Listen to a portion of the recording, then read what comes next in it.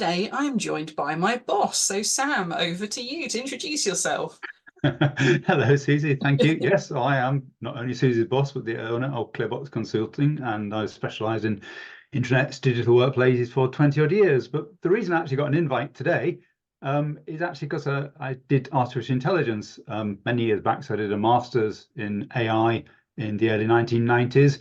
Completely the wrong time. I feel like the guy who spent 10,000 Bitcoin on a pizza in terms of getting the timing right. But it's really interesting to me to see now everybody talking about AI, not least because my first degree, I also did a master's in psychology, is very much about the people side of things. And throughout my career, and the reason I ended up in digital workplaces, I've been always really interested in that interaction between the people and the impact of technology. And with AI moving apace in particular now, you can really see how people are talking about what's it going to mean for the world of work. Throughout my AI career, so I did research into machine learning and modeling human models of doing things like diagnostic tasks. I worked for Rolls-Royce, give you an idea of what it was like back in Rolls-Royce. So our AI ran on this great big workstation. And one day we were thrilled to get special permission to buy a whole 250 megabytes of RAM for the computer to enable it to do much more sophisticated and fancy things. I was then a consultant in AI, so I worked for Lloyds Bank, the Automobile Association, what's now Aviva, the insurance company, and Airbus. So yeah, I have seen quite a few practical applications of AI, but the whole new wave of generative AI is quite different. So what's on the agenda today, Susie? Yeah, so thank you. This is what we're going to cover today. And Sam is going to give us a little bit of a history around AI because it's been around really far longer than even I realised. So he's got some really interesting insights. So we need to chat about the benefits as well and the risks associated with AI at the moment, plus how it's impacting the digital workplace industry right now and potentially a little bit into the future as well. This is going to give us a really good foundation for the next episodes as well. And I'm really looking forward to listening to this again. I've already run through it, and I need to remember that I'm actually hosting and not just listening to what Sam has to say. But I will keep an eye on your questions. The chat wasn't working; it should be now.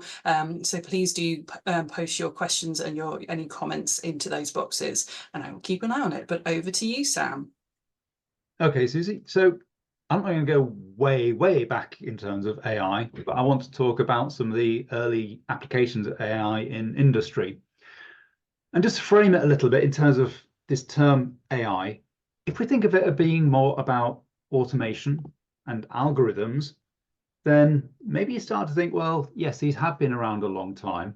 And some people in AI would argue that even a thermostat is a very basic form of artificial intelligence because it does something that if a human were to do that task would require intelligence.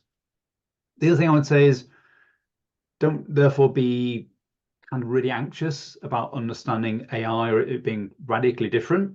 But that's not to say it's not good to get informed about what's happening because I think there are a lot of changes underway. So as a start point illustration for AI in the workplace, I'm going to talk a little bit about a system called Mycin. And Mycin was developed in the 1970s in Stanford. And it was designed to be a system that would diagnose bacterial infections by asking a series of dynamic questions. So much like a physician would do, you'd maybe get some test results that you'd feed into Mycin, and then it would say, oh, we noticed that this particular blood marker is high, so can you run another test? Or do you see the other symptoms of the patient? Rather than filling in loads of like form questions all up front, therefore, it was much more of a dialogue. And behind the scenes, it had about 500 rules which encoded the expertise of physicians that would do this kind of diagnosis. And as it was working through the rules, it was generating hypotheses and then trying to validate that hypothesis by saying, can you give me any extra evidence to say that this is the right diagnosis? And what was interesting is that it would deal with uncertainty. So it would reach a point where it'd say, well, I'm 70% sure that it's this, but there's a 30% chance it might be that. And for its time, that was incredibly sophisticated. And then what it would also do is recommend antibiotics to treat the diagnosed infection.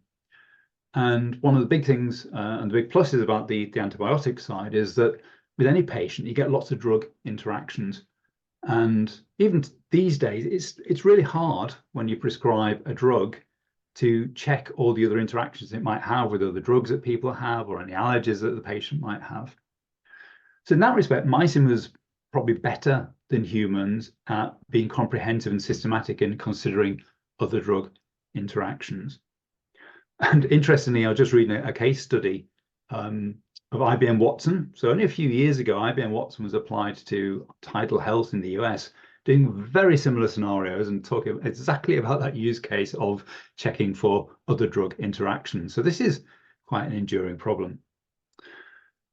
Mycin was judged to be about 65 to 70% accurate, which might not sound stellar, but actually that is the same level of accuracy as any kind of expert human gets, certainly at the time when it comes to these kind of diagnoses. So it was on par with other humans. The reason why you probably haven't been to your GP and seen mycin, I'll come on to in a moment. But mycin kind of was very typical of that rule-based approach to AI that was dominant in through to kind of like the mid-1990s. So some of the other ways in which that rule-based approach was applied were control systems and robotics. So, I'm sure you've all seen production lines building things like automobiles, cars, and so on, where the robots are following a set pattern and there's a degree of sensing and responding, which involves AI. Control systems. So I worked on control of nuclear reactors, which I look back and think is quite worrying because I wasn't a very good programmer, but I was programming intelligent systems. They wouldn't actually control the nuclear reactor. What they would do, which I think is smarter in a way, is that they would buddy with the human being. So we talk a lot these days about a collaboration between humans and computers. And even back then, we're trying to do the same thing. So in a nuclear power station, you've got loads and loads of sensors. And when things go wrong, it can ring loads of different alarms. And this can be overwhelming for the operator. So imagine a power supply goes down to one part of the reactor. You're going to get maybe 30 alarms all saying, I've got no power, I've got no power, I've got no power, I've got no power. But there's only one alarm that really matters, which is the one that says the power supply is out, because if you fix that, everything else is fine. So in this system, what we're trying to do was use some intelligence to say, well, what is the most important alarm? And let's make sure that the operator sees that one first and doesn't get overwhelmed. AI used a lot in production planning. So there's a form of AI called constraint satisfaction. And you might think about things like doing a timetable in a big school. How do you make sure all the pupils are available for the right lesson with the right teacher at the right time? In industry, Harley-Davidson, for example, were an early adopter. So Harley were going through quite lean economic times, and they wanted to produce some new models that would kind of capture the romance of the Harley brand. So instead of having massive production lines that could produce thousands of the same model, they had separate pods that could be reconfigured to make different models for a time, and then you could rejig it and make it a second kind of model. So as the orders came in, the AI system would say, okay, so how many pods do we need configured in each format to make this kind of production run? And that, of course, saved them an awful lot of money by not having production lines which weren't working at any one time. Fraud detection and credit scoring. So American Express, one of the early adopters who would see transactions coming in on credit cards and look for patterns that would look possibly fraudulent, requiring further investigation. I worked on insurance underwriting applications where instead of filling in that big long form, like you do in the comparison sites for websites still, where actually like every single possible question about your car insurance or your home insurance. Back then, we were trying to be a little bit smarter and say, well, if this particular answer they're given indicates low risk, then don't bother gathering lots of other data. But if it does seem slightly risky, then there's a competitive advantage by asking the right questions that assesses in a more nuanced way how high is that risk, and therefore do we want to take this client on or not. Route planning. Suzie, are you old enough to remember AutoRoute from Microsoft? Did you ever use AutoRoute? I don't think I did. No, it's not one that rings a bell. Have you ever used a thing called Google Maps? Oh, yes. Well, before Google Maps, you had to install a CD-ROM with all the maps of Great Britain on it from Microsoft, and there's a thing called AutoRoute, and you put in I want to get to this address in Edinburgh, and it would do the routing for you. And then you print it off and have a little binder of turn-by-turn instructions, and hopefully not crash as you try to read it as you went round a roundabout, missing the exit 3 times in a row. And then on the non-rule-based side, there was still neural networks. So the kind of technologies behind GPT and large language models, neural networks, in a primitive form, have been in operation for decades. So automatic number plate recognition, it's been around about 20 years. In the UK, the post office has recognised handwritten postcodes on letters for decades as well. And of course, voice recognition. So in the early days, it'd be things like you would phone up a cinema and a robot would read out the movies, and you'd try and book the right movie, and inevitably it would misunderstand until you end up saying, no, sod it, I'll just go and see Star Wars anyway. But also more sophisticated. So voice to text has been around for quite a long time. So you've had applications where you could put on your headphones and dictate, and it would transcribe the text. And of course, that is artificial intelligence behind the scenes. So I saw that as all hunky-dory. So why isn't it more ubiquitous, or wasn't it more ubiquitous? Well, even back in the Mycin days, the creators of the system, when they wrote their research paper, said, we thought if we produced a bit of technology that performed well and gave the right answers, everybody would immediately adopt it. And it turns out humans are not like that. And we didn't think about humans, but always the human aspect is a big factor. And it's simply that clinical people didn't trust that a computer would give the right answer because it was a computer. And even though Mycin got it right in the sense that it would justify its diagnosis and would give a degree of confidence around it, the fact that you couldn't interrogate it further, I think, meant that people never really got to the level where they would fully kind of take it on board. And that was amplified further by a question of liability. So if you prescribed a drug recommended by Mycin and someone sued you for it, who are they suing? Is it the computer? Is it the hospital? Is it the person who administered the drug? There was no legislation and, third point, no regulatory framework around how this works. Every government is now putting in place regulation around AI, but I don't think we're yet at the point where even that has been fully answered.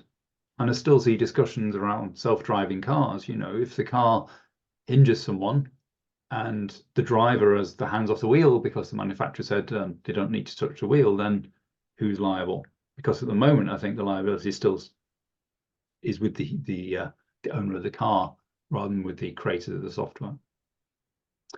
Then there's things like cost of maintenance. So back then it was very expensive to encode all that knowledge, and areas like medicine, they move on very quickly. So the return on investment for having someone code all that knowledge into an expert system versus the amount of hours it would save wasn't compelling enough. I think in those later examples that I showed you, so things like fraud detection, route planning, control systems, and so on, that balance started to shift, because the thing about computers is that they scale up almost for no extra cost. So if you can get it working for 10 transactions, you can do 1 million without the same kind of scaling costs that you would get from going humans doing 10 versus 1 million. And the last thing was, it just needed those really big, expensive computers to run it. And therefore, it wasn't very well integrated into the workflow of most knowledge workers that could have used the AI. If you think about a clinician that needs to see a patient, and then you run down to the basement and type all that data into the computer, and then it says, well, can you run this test on the patient? Okay, go all the way back upstairs now and run that test, and then back down to the basement. It just, you know, it didn't fit well around how doctors needed to work, and it felt like it took them away from patients too, which wasn't a good thing. Later on, Suzie, you know, maybe we'll talk about how many of these things have changed. Mm. Interesting. Very, really fascinating to hear about the kind of earlier days, but also how some of the technology was constrained by the size of things. Technology has reduced in size so It's true. much Look at the size of that thing. yeah, it's huge. That yeah, the computer in the basement isn't maybe a factor anymore. But yes, we'll potentially come on to that a bit later. But I wanted to ask you, so we're on a slide now about the issues of AI, and there is a real mix of excitement out there, but also concerns about AI and how it is going to change the way that we work, or maybe the ways we work that we've not even kind of figured out yet. But what can we learn from looking at the past to apply to the future in the ways that we may apply AI now? Yeah, I think some of the concern is just uncertainty because not many people understand the technology and because it just seems to burst onto the scene and because it's something new. And in terms of will robots take our jobs, that's been in a kind of human response since the Luddite days when we started improving mechanized looms and weaving. So it's perfect natural to do that. And I think that is hard to predict. But from my interest point of view, in terms of the interaction between humans and computers, although the computer bit is moving fast, there's an enduring piece, which is the human side, the human factor within it.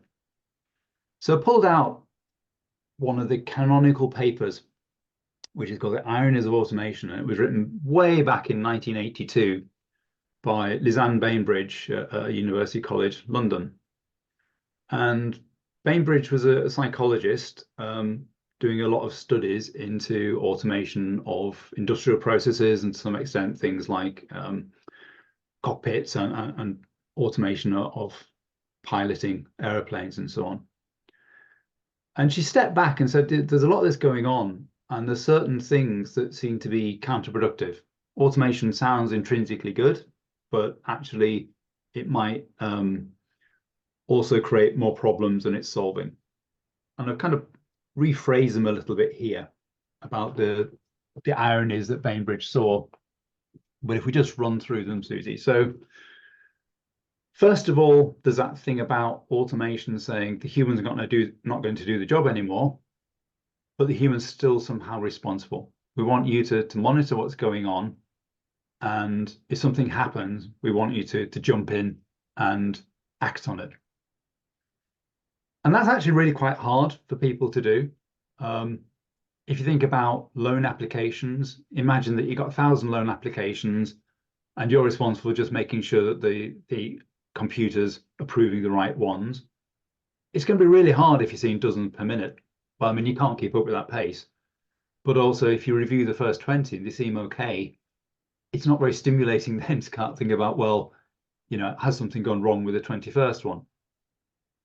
Or if you get a co-pilot to process 100 PowerPoint slides and you check through and everything seems all right, but it's changed the words in some significant way on number 54, you're probably not going to spot it.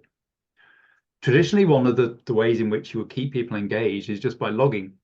So if you were an operator of an automated machine, you would have a logbook and say, right, every 10 minutes, note down these numbers. And it was almost a made-up task, but at least it meant that people actually had something to do. Another example in this space is imagine that you get a load of sales leads in and you say to your AI, can you generate a bunch of email responses to these sales leads? After the first 20 emails, you're probably not going to check the rest realistically, but it might turn out that the 25th one was really insulting and you didn't realize just because of the way it's picked up on something that was different about the 25th case. So following on from number one, the next kind of frightening scenario is the critical handover. So it's all very well saying, here's a stack of outputs, can you review them and make sure they're okay? But sometimes what we're asking the human to do is jump in at the point where things are going wrong. Back to self-driving cars. So in 2018, there was an Uber self-driving car that unfortunately killed a pedestrian. It was a lady who was crossing the road, pushing a bicycle with shopping bags on it. And the post hoc analysis said, well, at one point the car thought it saw a bicycle, and they thought, no, it can't be a bicycle because there's shopping bags and it's moving across the road. And instead of stopping, unfortunately, it actually went in and hit the lady. Now, there was a driver in the car who was meant to supervise. But think about what's going on here, because the driver's probably not engaged. That driver had nothing to do for maybe half an hour, so everything had been fine. And then suddenly the lights come on and you've got maybe a second or two to react, and he's got to process what it is that's happening. In a way, I was kind of shocked that people were surprised it had happened, because in 1982, Bainbridge predicted exactly that kind of thing would happen. How does that relate to, AI in a less in a more kind of workplace environment? Well, imagine that a customer has called a service line and the AI has been interacting with the customer and really not helping. So the customers are getting more and more enraged, and in the end, basically demands to speak to your supervisor. So the AI says, okay, no problem, I'll hand you over to a human being. At that point, the human being gets on the call. And what are they doing? Because they're asked to solve a problem with a customer who's probably already quite irritable. Maybe the emotional context of what's been happening so far hasn't come across. And what happens at the moment is that the human says, oh, can you just tell me a bit more about the problem, please, customer? And the customer goes, for God's sake, I've been describing the problem for the last 15 minutes and getting nowhere. It's a really hard ask for a human to step in at that point. And that leads us to number 3, skill degradation. So the more you automate things, the less practiced people become at doing it. Back to the car analogy. So at the moment, you can buy a car that will automatically parallel park for you. And parallel parking is quite a specific skill, and a lot of people struggle with it. So imagine if you get out of practice and your car kind of 3/4 wedges itself into the parking space and then says, yeah, sorry, I'm stuck. Human, you've got to take over. So now you're asking a human to do something which is intrinsically difficult when they're out of practice in a situation which is probably more difficult than average. And it's not just physical skills like driving, but memory recall also fades over time. So I'm sure everybody on this call has revised for an exam, and in the few days before the exam, you're absolutely on the nail at recalling everything you needed to do. If you were to sit that exam now, well, that's the stuff of nightmares, isn't it? Literally, that you're waking up in the exam hall and you haven't revised and you can't remember a blinking thing about it. So a lot of generative AI is taking over translation now, which is great in principle, but translators are going to lose that memory muscle if they're not also engaged in doing translation. So they'll become stale, and it become actually harder for them to perform even at the level that they used to. Point 4, Bainbridge talked about the choices that designers make in terms of what they automate. So there's always that temptation to say, well, we'll take a chain of tasks and maybe steps 4 and 6 are easy, so we'll start by automating the easy ones. But then you got to think, well, what happens to the other steps where you're asking the human to intervene? Let's imagine, for example, that we use artificial intelligence to draft appraisals for employees. Sounds quite helpful. It looks at your whole track record over the last year. Suzie, for example, I've get my AI to look at the whole track record, and then it says, okay, Susie's done really well at this, but there's some feedback you need to give, some delicate issues that have arisen. So these 3 things you need to raise in the meeting. Now, if all of that has been automated and I walk into the meeting and say, oh, Suzie, you got these 3 things wrong, Suzie legitimately going to say, well, Sam, why have you reached that conclusion? And it's really hard for me to not only justify that, but also in a way, the computer's given me the dud job in that, haven't they? If I'd done all that work myself, it would be a lot easier for me to do the hard part, which is actually the face-to-face emotional bit of giving feedback. Thinking more long-term then, to point number 5,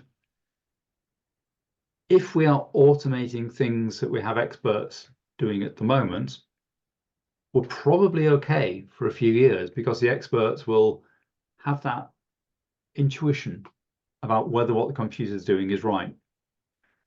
a good accountant, for example, would be able to look at a set of accounts and say, something feels off here. And if I dig into it, I'll probably see, but there's just that sixth sense that this isn't right. But they have that sixth sense because they've been doing it for many years, and they've put lots of practice into learning what probably does feel right. If we cut down on the number of experts because we've automated a lot, what happens to kind of the next generation of apprentices? We're seeing this already in the legal field, where things like looking for precedents is being automated. It always used to be that your legal juniors would go into all the legal files and look for precedents. And although it wasn't the most thrilling task, it was a good way of learning how law works and building up those skills. Bainbridge, I think, was right to say that this is something which, longer term might be an issue. 6, over reliance. So so that's the kind of thing where we might overestimate how reliable automated systems are, and without humans to kind of say, this doesn't feel right, we could lose it. And 7 is a slightly different one, obvious failure. So there's a bit of a dilemma when it comes to automation. In one way, we want it to be really clear when the AI has failed. It's much better to say, I don't know how to do this, than to pretend it does know how to do it. But we also want something called graceful degradation. And graceful degradation, is that a phrase you come across, Suzie? Not a huge amount, I must be honest. It's a Yeah. one. So sometimes, rather than just absolutely stopping, say, for example, you're 3/4 of the way through one of those insurance applications, instead of just saying, no, that hasn't worked, sorry, something's gone wrong, error message, and you just kind of left high and dry, you would like it to say, I need to pass over to a human at this point. Human, here's everything that Susie's told us, and here's what I'm thinking might be the high risk. So it doesn't grind to a halt, but it manages the exit and the handover. AI in things like ChatGPT doesn't really do that, and it tends to hallucinate a bit. So I got ChatGPT to write a bio for me, and it was very plausible and mostly right. It said I was highly respected, which is a little bit suspicious. But then it said things like I went to Oxford. I did, but only for lunch. And that I've written 2 books on intranets, which I haven't. And one of those books I don't even like. So I was a bit put out. But unless someone already knew what my biography was, that would seem like a very plausible output. And then the last one is the automation paradox. So sometimes in trying to solve a fairly tricky problem, we add in AI on top that creates an even more complex situation. Do you use PowerPoint Designer, Suzie? That thing that says it'll automatically make the slide look pretty. Exactly the answer I would have given. Yes. Yes, on and off, it isn't the most reliable of things, and that's been one of my go-to examples, where particularly when Microsoft talks about all of the things it's going to do to change the world with AI, is, well, if you can't get your PowerPoint Designer tool working, then yeah. Yeah, so for me, the thing about PowerPoint Designer is that it will offer to format the slide and go, oh yeah, that definitely looks better, but I need to change this and change this and change this. And then I get into this enormous fight with the way in which it's done the layout, because it seems way more complex than if a human had created that layout. And even things like auto numbering, it becomes this real battle of will between, all right, I'm going to let you number it, but then I want another space here. And no, I don't want you to make that a 1.1. I just want a space. Yep. So even if you need a more complex situation. Yeah. So those are my lessons. Thank you for that. And actually, it was interesting as you were talking through number 5 of the loss of experts and the example that you gave. It's interesting that I had a very similar conversation about hybrid working, actually. A friend of mine who works in accounting had a whole swathe of brand new people coming into the business who were training And actually the more senior people were the ones who worked from home most of the time. And they would then come in and feedback and say, well, why haven't this new cohort learned as quickly as previous years, and why are they making so many mistakes? So, well, actually the people they would be learning from are no longer here. So that was just quite notable that it popped into my head as you were talking through that. There's a slight similarity there maybe between that lack of people in both situations. Yeah, and I guess it's the apprenticing in that hybrid working scenario here. Up to now, it's happened incidentally in a lot of cases. So yeah, they're pulling someone aside after a meeting, giving them a few coaching tips. It's probably not a structured part of the development. That's just how senior people have often just helped people around them because they've seen it. And now we need to be more intentional, either by saying, because for hybrid working, you've got to make sure you plan that in, or because if a computer's doing it, then maybe we need to train people more through simulations or exercises, or just by deliberately giving a slice of the task back to the human to keep them on top of it. Yeah, that's interesting. There's that little parallel there. Mm. So why has it taken until now for AI to be considered at the scale that it currently is? Is it just to do with technology, or do you think that there's something else that's going on? Why, oh, why? I mean, Why, oh, you why? see, I think it's always been there, and I've noticed it. So some of it is if you think back to what I said about automation and algorithms, I think some of it people just didn't talk about the fact that it was AI techniques we're using. It's like the 1980s, 1990s AI techniques just got sucked into mainstream ways of doing things. So like object-oriented programming, C++ and so on, there were massive things, and they had their roots in a lot of the research that was done in AI.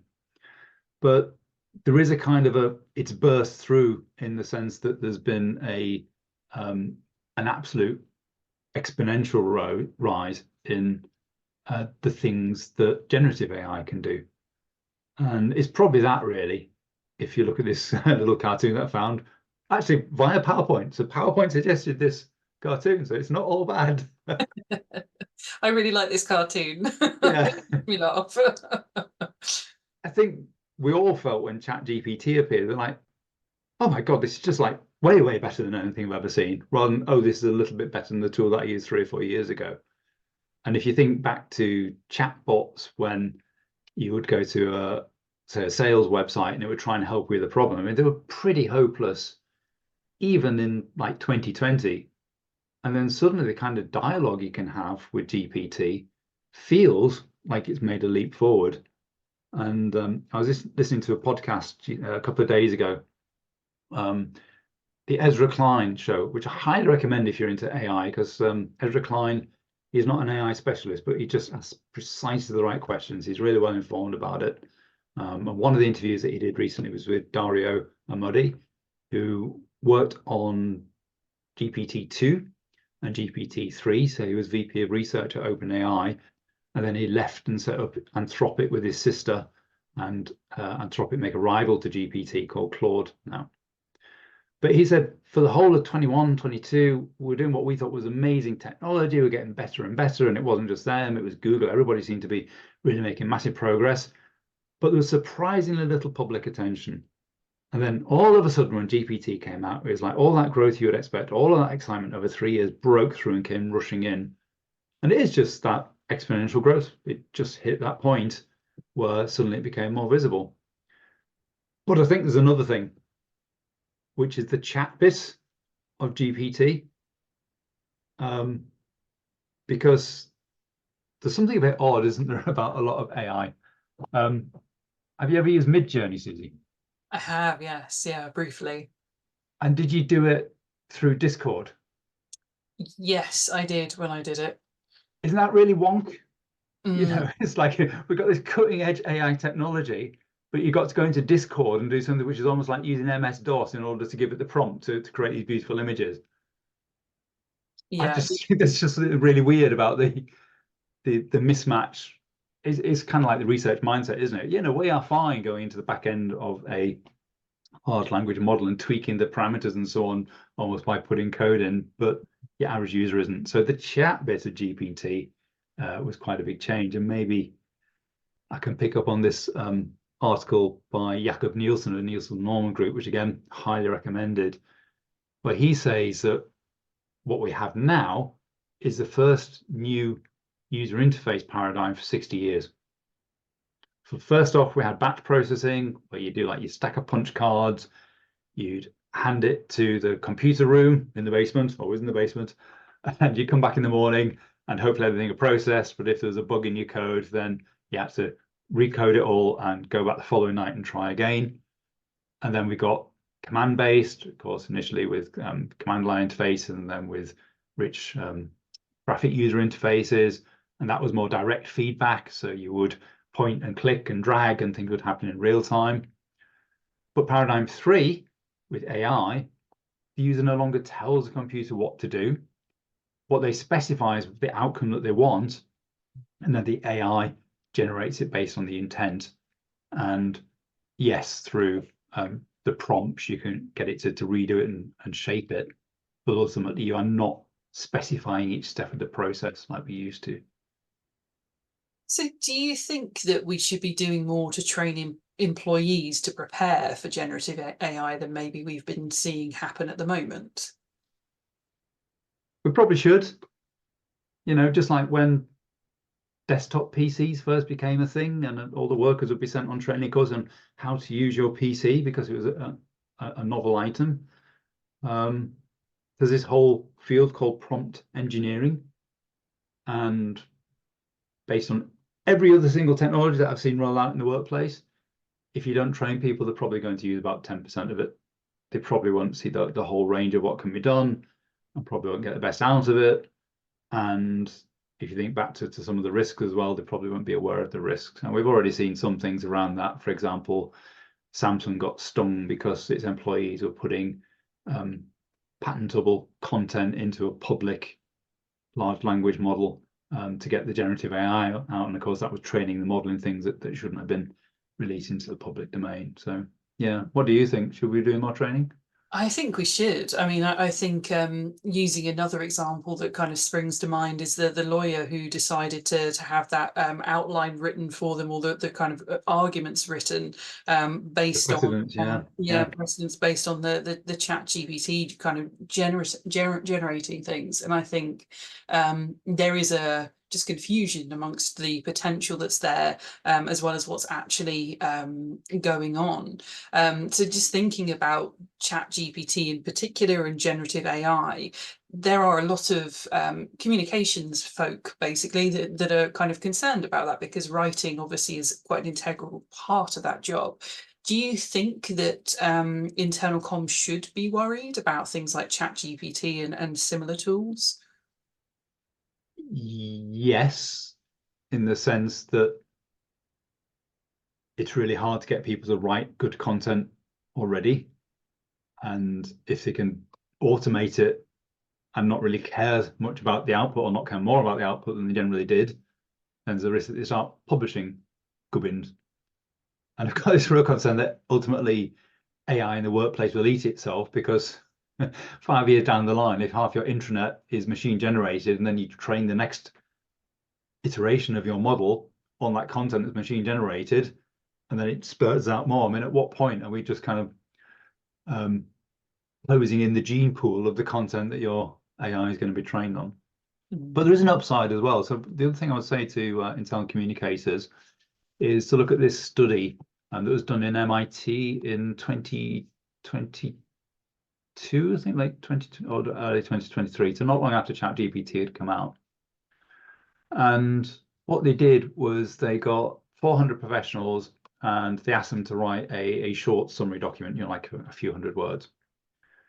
And then independently, people scored the quality of that first task.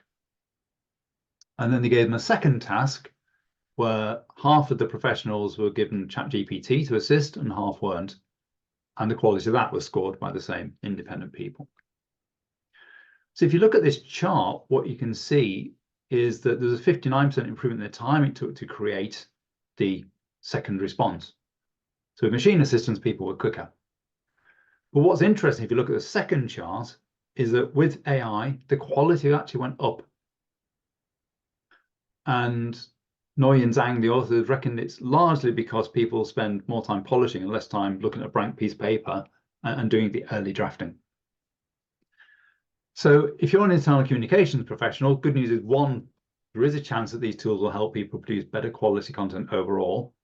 If we take the mindset that your busy specialist has only got a couple of hours to populate the internet page, and in those 2 hours it can produce a much better end product than they would have done on their own. But also, I think a lot of internal comms people, they get distracted from doing real strategic comms by rescuing dross that people want to publish on the channels and having to rework it themselves. So I don't think it would replace the high level of writing that internal comms pros can do, but it does raise the floor of people who are not comms pros to the point where it needs less intervention day to day by them.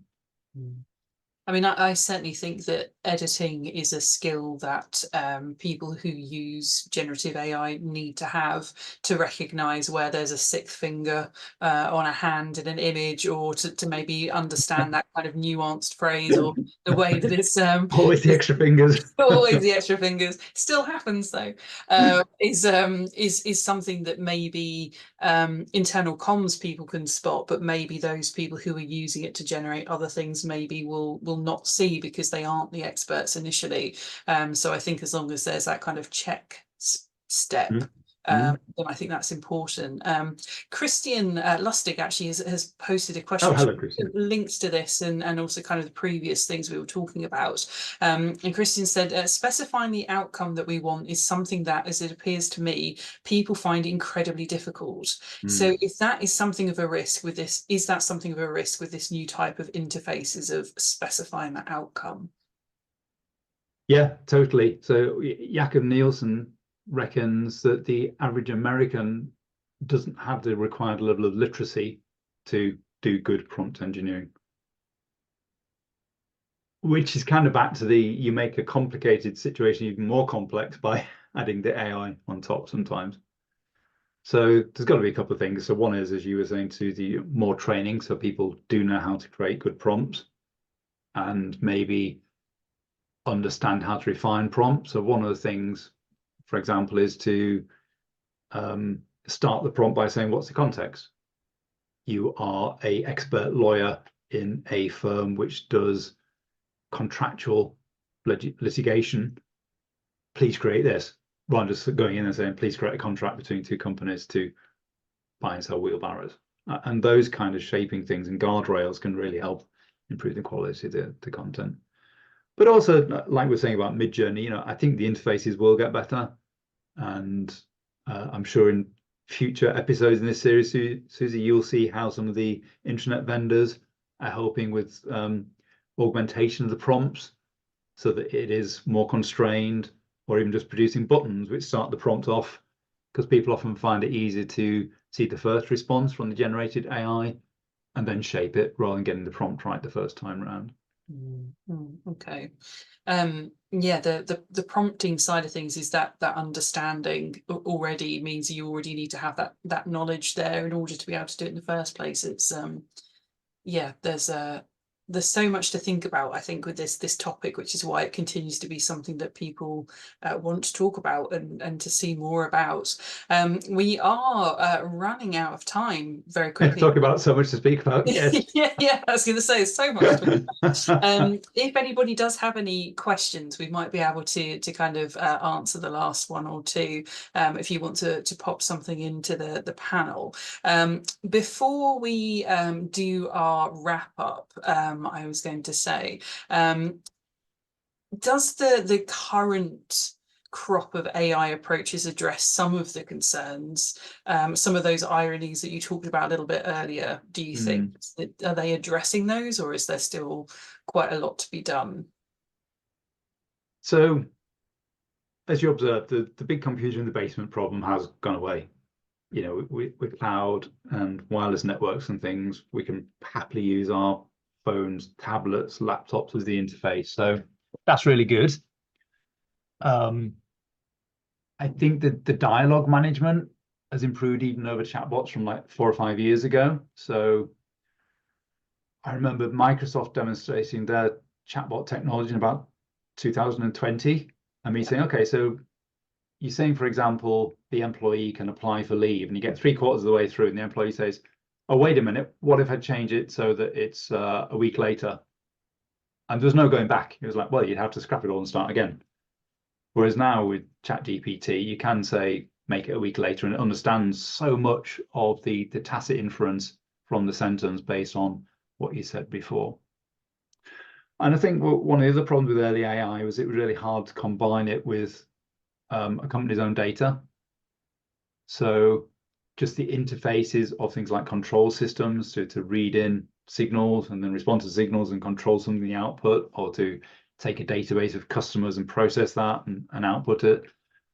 That took an awful lot of work.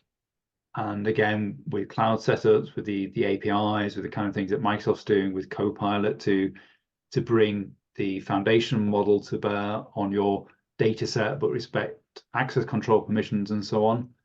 All of that has got a whole lot easier too. The other thing maybe that's just kind of worth drawing out from the history lesson is that all those examples I gave were handcrafted for really, really specific scenarios. Whereas now, some people call them general AI models. They're not general AI because it's not proper intelligence, but they are massively flexible. You know, the large language models of Claude and Gemini and GPT, they can cover so many different scenarios. So one minute it can be a lawyer, the next minute it can be a chef, the next minute it can be a doctor, the next minute it can be a travel agent, all in the same system. I mean, that blows my mind about the versatility of these things. And that certainly helps with the flexibility and the graceful degradation side of things. But yeah, the whole thing about losing expertise, about humans not being practiced, and about continuity, there's a lot more thinking to be done about those still. And maybe in future episodes we can talk about how it would impact on the digital workplace, specifically, Suzie, for current applications. Something that you've mentioned there is how flexible these things are, and perhaps that's one of the issues that we're seeing at the moment, because this is such a big topic and something that so many people are talking about, but there are very few stories of AI really being implemented and used, and very certainly in the kind of digital workplace intranet space, there's not that many stories yet of their clients using AI.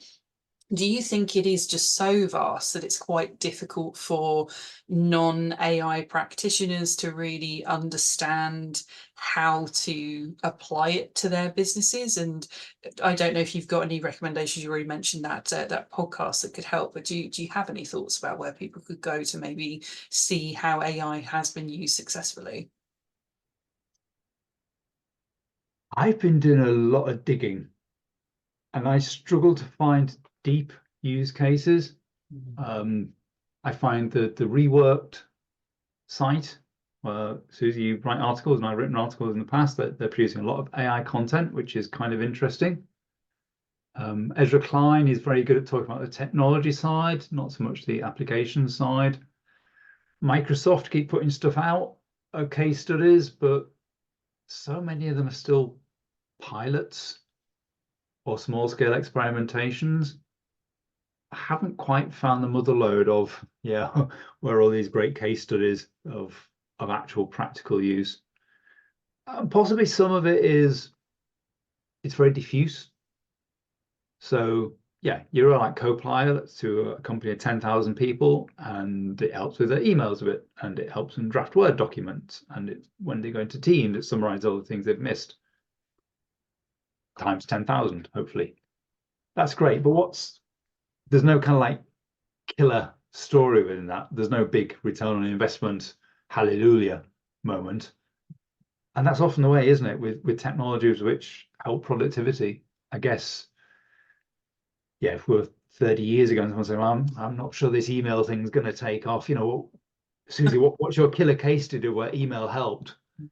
Oh, well, we had this one client where they sent an email and that saved them 15 days worth of work. Maybe, but mostly it's just kind of like a 10%, 20% gain, again, diffused across everybody. Okay, that's I think that's good to know. I think that's helpful for people who are looking at such a vast thing and trying to work out how to apply it. So yeah, thank you very much for your time. I think people who've been listening and absorbing such a complicated topic and such a long reaching one. As I say, it's been around far longer really than even I'd realised. Before we end, I want to ask you just one last question.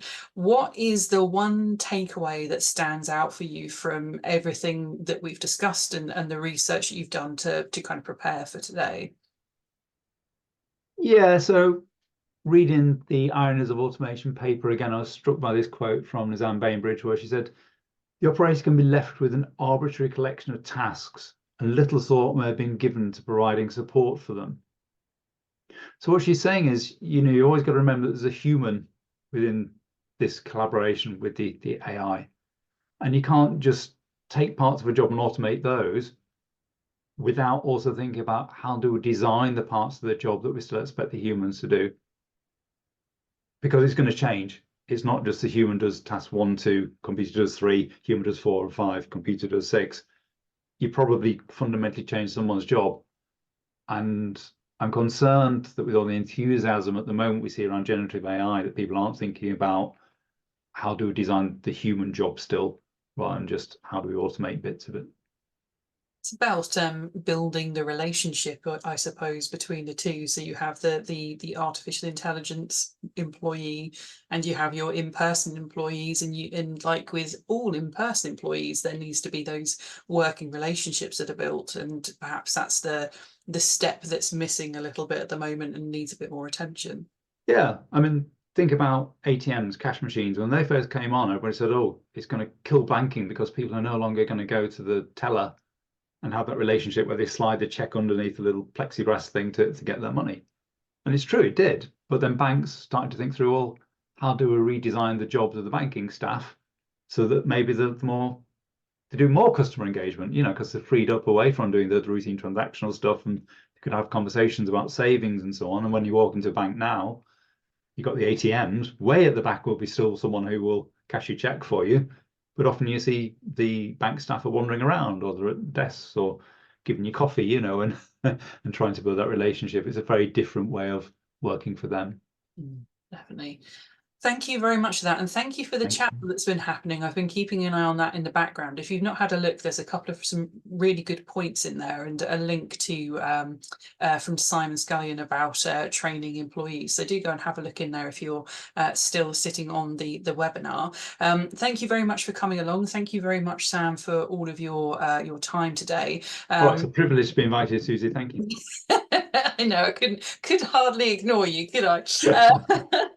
But that was really interesting, and I've certainly learned a lot. So I hope everybody on the webinar today has.